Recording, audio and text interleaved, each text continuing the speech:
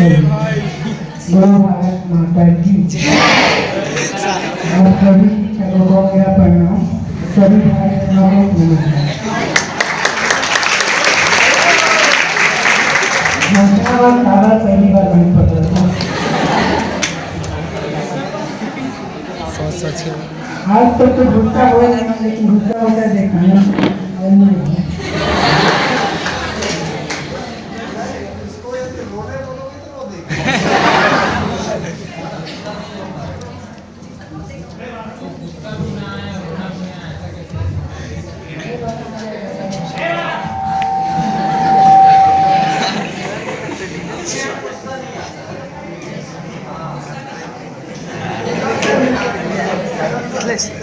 जगह सीट दो तो आएंगी भी है।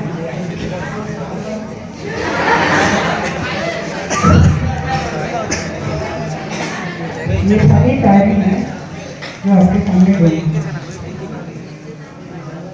बेझिझक मुस्कुराइए जो भी गम है, जिंदगी में टेंशन किसको कम है, अच्छा या बुरा तो केवल भ्रम है, जिंदगी का नाम ही तो कभी खुशी कभी गम।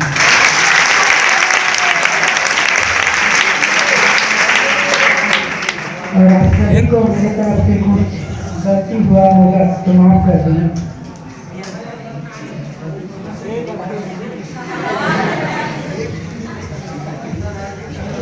एक और शायरी है ना।